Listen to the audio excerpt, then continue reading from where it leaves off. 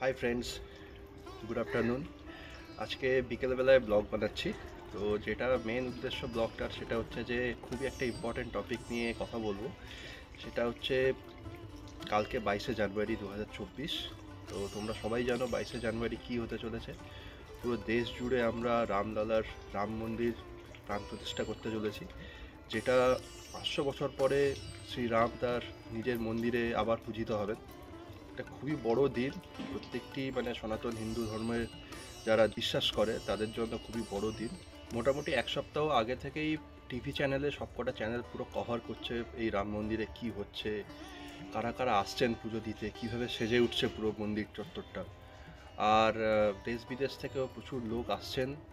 আর আমাদের দেশের তো সব বিখ্যাত রাজনীতিকবিদ, অভিনেতা অভিনেত্রী, স্পোর্টস পার্সোনালিটি এরাও নিমন্ত্রিত হয়েছেন।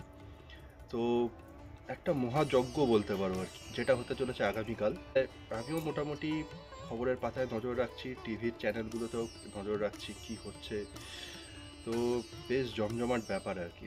আর এই রাম মন্দির পুনঃস্থাপনের জন্য মোটামুটি দেশের 14টা রাজ্যে একদম ছুটির ঘোষণা করে দেওয়া হয়েছে। তার মধ্যে আছে Maharashtra, Himachal Pradesh full day, central গভর্নমেন্টে হাফ ডে পুরো ছুটি দিয়ে দিয়েছে, প্লাস হচ্ছে জম্মু অ্যান্ড কাশ্মীরও হাফ ডে লিভ ঘোষণা করা হয়েছে। রিলায়েন্স ইন্ডাস্ট্রি পুরো ছুটি ঘোষণা করে দিয়েছে প্রত্যেকটা তাদের যে যে যে বিজনেস আছে সেইগুলো। পিভিআর পুরো 70টা সিটিতে পুরো লাইভ স্ট্রিমিং করাবে। আর আদানি উইলমার 25,000 জিলিপি বিতরণ করছে আর কি এই অনুষ্ঠানের জন্য। এছাড়াও হ্যাভেলস 24,000 গোল্ড প্লেটেড লাইট দিচ্ছে এই রাম মন্দিরের অনুষ্ঠানে। প্লাস আইটিসি হচ্ছে আগরবাতি দিচ্ছে, যেটা ধূপকাঠি, যেটা পুজো হবে। নোভা ডেয়ারি 22,000 কেজি ঘি দিচ্ছে, যাতে পুজোর সামগ্রী হিসেবে 22,000 কেজি, ভাবা যায় কি বিশাল দক্ষযজ্ঞ হচ্ছে। তোমরা নিশ্চয়ই বুঝতে পারছো বা আন্দাজ করতে পারছো। যারা পেরেছো তো অনেকেই গেছো নিশ্চয়ই, এখন জায়গাটায় আছো তোমরা অযোধ্যাতে, লাইভ কভারেজ করছো বা দেখছো ঘুরে। যারা যেতে পারোনি এখন 22শে জানুয়ারির পরেও তোমরা যাবে, গিয়ে ঘুরে দেখবে অবশ্যই। এত বড় মন্দির সত্যি আমার জীবনে তো আমি কোনোদিন শুনিনি বা দেখিও নি। ভারতবর্ষে মন্দিরের ছড়াছড়ি, কিন্তু এই রাম মন্দিরের প্রতি কিন্তু একটা আলাদা আবেগ আছে আমাদের। তো আমিও ঠিক করেছি যে যদি এই বছর না পারি তাহলে পরের বছর অবশ্যই অযোধ্যা ঘুরে দেখব, রাম মন্দির ঘুরে দেখব। একটা সত্যি দর্শনীয় স্থান। দেশের বিভিন্ন রাজ্যে যেরকম সবাই পুরো একদম সেজে উঠেছে, একটা উৎসব হচ্ছে, সেরকম আমাদের রাজ্যেও প্রচুর জায়গায় খুবই উৎসাহ উদ্দীপনা দেখা যাচ্ছে, যেটা আমি টিভি চ্যানেলে দেখছি। বিভিন্ন রেল স্টেশন, যেরকম শুনলাম দত্তপুকুর বলে একটা রেল স্টেশন আছে, ওটা বেশ রং তুলি দিয়ে পুরো প্ল্যাটফর্মটা সুন্দর করে আলপনা দিয়ে সাজিয়ে তোলা হচ্ছে। আরও বিভিন্ন মন্দিরে তো পুজো টুজো হবেই কালকে, আরও পতাকা মিছিল এইগুলো তো হবেই। তো রাম মন্দির যে পুরো মন্দির প্রাঙ্গণ, সেটা 70 একর জায়গা জুড়ে মন্দিরটি, কি বিরাট বড় জায়গা। তার মধ্যে 46টা দরজা আছে পুরো মন্দিরে, তার মধ্যে 42টাই দরজা সোনার। তার জন্য 100 কেজি সোনা ব্যবহার করা হয়েছে। এই রাম মন্দিরে কিন্তু শ্রীরামের ছোটবেলার যে বাল্য যে মূর্তি, সেই মূর্তিটি কিন্তু এখানে পুজো করা হবে, রামলালা। মন্দির চত্বরে টোটাল 5টা মণ্ডপ আছে। তার মধ্যে 5টা মণ্ডপ হলো নৃত্য, রঙ্গ, সভা, নাট্য এবং কীর্তন। এই 5টি মণ্ডপ টোটাল আছে। ওদিক থেকে 32টি সিঁড়ি পেরিয়ে, যার উচ্চতা মোটামুটি 16 ফুটের মতন হবে, সেইটি সিঁড়িগুলো পেরিয়ে সিংহদ্বার হয়ে মূল মন্দিরের মধ্যে কিন্তু আমাদের প্রবেশ করতে হবে। এছাড়াও প্রবীণ নাগরিকদের জন্য লিফট আর র্যাম্পেরও ব্যবস্থা করা হয়েছে, যাতে রাম মন্দির দেখতে কারুরই কোনো রূপ অসুবিধা না হয়। মন্দির চত্বরটাই কিন্তু উঁচু পাঁচিল দিয়ে পুরো চারদিকটা ঘেরা। আর 4টে কোণে, পাঁচিলের 4টে কোণে 4টে মন্দির আছে। শ্রী সূর্যদেবের মন্দির আছে, ভগবান শিবের মন্দির আছে, গণেশ ঠাকুরের মন্দির আছে, আর ভগবতী দেবীর মন্দির আছে। শুধু রাম মন্দির নয়, যে 70 একর জায়গাটা আছে পুরো রাম মন্দির এলাকা, তার মধ্যে কিন্তু আরও অনেক মন্দির নির্মাণ করা হবে ভবিষ্যতে। তার মধ্যে বিশিষ্ট মন্দিরগুলি হতে পারে মহর্ষি বাল্মীকি, মহর্ষি অগস্ত্য, মহর্ষি বিশ্বামিত্র এবং মহর্ষি বশিষ্ঠ। এছাড়াও মন্দিরের মধ্যে থাকবেন প্রাচীনকালের সীতাকূপ, যেটিও অবশ্যই দর্শনীয় স্থান। যে ভূমিতে কোনোদিন যুদ্ধ হয়নি সেই ভূমির নামই হচ্ছে অযোধ্যা, সেই ভূমিকেই অযোধ্যা বলা হয়। কিন্তু এই অযোধ্যাকে ঘিরে গত 500 বছর ধরে একটা অধিকারের লড়াই চলে আসছে। আমরা হয়তো অনেকেই জানি না যে এই অধিকারটা কিসের, কিন্তু অ্যাকচুয়ালি এই অধিকারটা হচ্ছে রামলালাকে তার ঘর, তার মন্দির ফিরিয়ে দেওয়ার অধিকার। আজকের প্রজন্ম জানে যে মসজিদ ভেঙে মন্দির তৈরি হচ্ছে, কিন্তু অ্যাকচুয়াল যে কী মানে পরিস্থিতি হয়েছিল সেটা অ্যাকচুয়ালি 500 বছরের ইতিহাস যদি আমরা না জানি তাহলে কিন্তু আমরা বুঝতে পারবো না। আমাদের প্রত্যেকটা ভারতবাসীকে এই ইতিহাসটা জানতে হবে যে 500 বছর এই অধিকারের লড়াইটা কিসের জন্য, এর মানে মূল কারণটা কী। সালটা তখন 1528। তখনকার দিনে আমাদের ভারতবর্ষ শাসন করত মুঘলরা। আর এই যত বাইরের দেশের যত এইসব শাসকরা এসছিল আমাদের দেশে, মুঘল, পাঠান, তারপরে মঙ্গল, লোধি, এরা সব এসে আমাদের কি করেছে, ভারতবর্ষের ধন সম্পত্তি লুট করেছে। আমাদের এদেশের শাসকদের হারিয়ে যত ধন সম্পদ, যত আমাদের মন্দির ছিল সব ভেঙে নষ্ট করে সেই জায়গায় তাদের যে মুঘল যে স্থাপত্য সেইগুলো তারা নির্মাণ করেছে। আর ধর্মান্তকরণ তো আছেই, যে শত শত হিন্দুদের নিজেদের ধর্মে রূপান্তরিত করা হয়েছিল জোরপূর্বক। তো যাই হোক, সেসব কথা। বাবরের যে সেনাপতি ছিল তার নাম ছিল মীর বাকি। তো সেই মীর বাকি কি করলেন, যে রাম জন্মভূমির যে জায়গাটা ছিল, যে রাম মন্দির আগে ছিল তখনকার দিনে, সেই জায়গাটায় ভেঙে উনি একটি মসজিদ তৈরি করলেন, যার নাম দিলেন বাবর এ মসজিদ। শাসকের ক্ষমতা আছে, সেই ক্ষমতা বলে তারা হয়তো মানুষের অধিকারকে কিছুদিনের জন্য বা কিছু সময়ের জন্য দাবিয়ে রাখতে পারে, কিন্তু মানুষের যে আবেগ রাম মন্দিরকে নিয়ে, সেটা কি সারা জীবনের জন্য দাবিয়ে রাখা যায়? শুধু রাম মন্দির নয়, মুঘলরা আমাদের দেশে প্রচুর মন্দির ভেঙে নিজেদের স্থাপত্য তৈরি করেছে। শুধু রাম মন্দির নয়, যেরকম বারাণসীতে যে জ্ঞানবাপীর মন্দির আছে সেইটা, তারপরে শ্রীকৃষ্ণ যে জন্ম হয়েছেন মথুরায়, তার ভেতরে যে কংসের কারাগার, তার মধ্যে কিন্তু আওরঙ্গজেবের দরগা পাওয়া গেছে।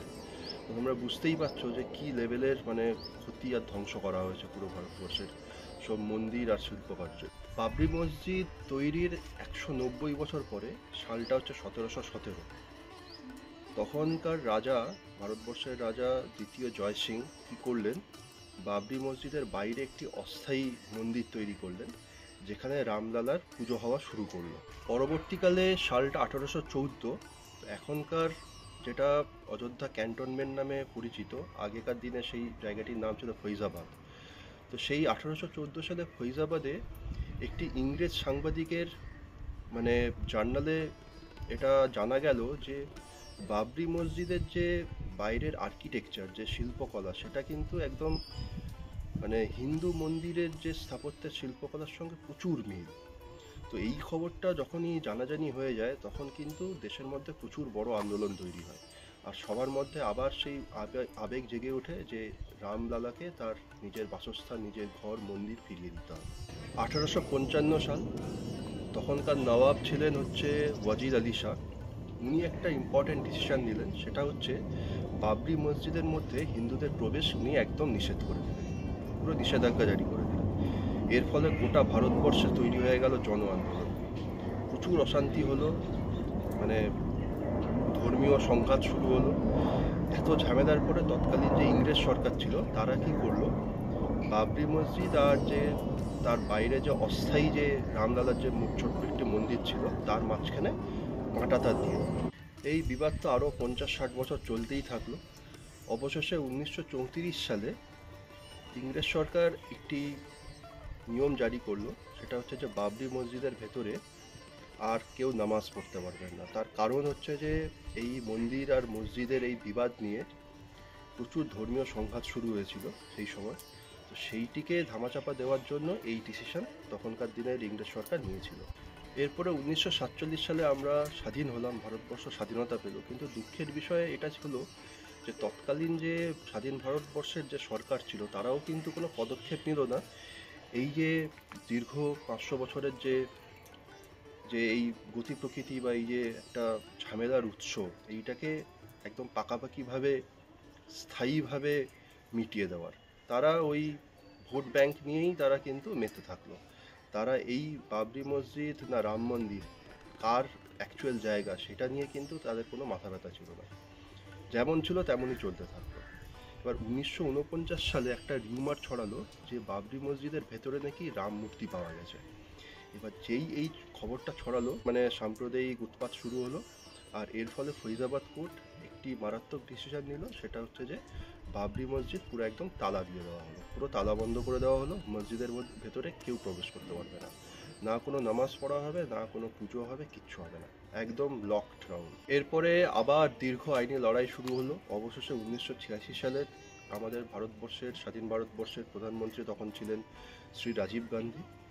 তিনি একটি ডিসিশন নিলেন যে বাবরি মসজিদের ভেতরে হিন্দুদের প্রবেশ করতে দেবেন এবং তারা পুজো করতে পারবেন, মানে যে অস্থায়ী যে মন্দিরটা আছে চত্বরে সেই মন্দিরে তারা পুজো করতে পারবেন। 1990 সালের 25শে সেপ্টেম্বর ভারতীয় জনতা পার্টির অন্যতম প্রতিষ্ঠাতা ও প্রবীণ রাজনীতিবিদ শ্রী লালকৃষ্ণ আডবাণী তার অনেক সমর্থক নিয়ে একটি রথযাত্রা শুরু করলেন, যেটা শুরু হয় গুজরাটের সোমনাথ থেকে একদম অযোধ্যা অবধি। তো এই রথযাত্রায় লক্ষ লক্ষ মানুষ মানে একসাথে হেঁটেছিলেন, কিন্তু তার রথ আটকানো হয় বিহারে এবং তাকে গ্রেপ্তারও করা। সালটা এবার 30শে অক্টোবর 1990। এই বিশেষ দিনে প্রচুর কর সেবক জমায়েত হলেন অযোধ্যার মন্দিরে। অযোধ্যার মন্দির বলছি, ভুল বলছি হয়তো, বাবরি মসজিদ বলা উচিত। আর কর সেবকরা হচ্ছেন যে সনাতন ধর্মের রক্ষাকর্তা, সনাতন ধর্ম পালন করেন কর সেবকরা। সেই কর সেবকরা প্রচুর পরিমাণে জড়ো হলেন বাবরি মসজিদ চত্বরে এবং তারা বাবরি মসজিদের ওপরে উঠে সনাতন ধর্মের পতাকা উত্তোলন করেন।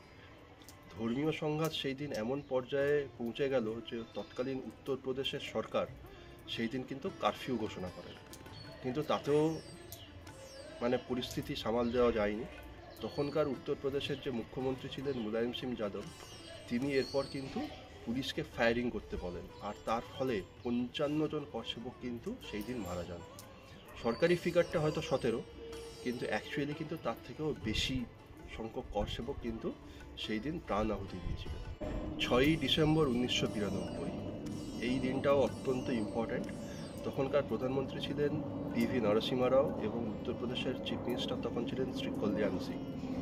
তো এই দিন কি হয়েছিল, প্রায় 2 লক্ষেরও বেশি করসেবক বাবরি মসজিদ ঘিরে ফেলে এবং তারা বাবরি মসজিদের উপরে উঠে 3টি গম্বুজ ভেঙে ধূলিসাৎ করে দেয়।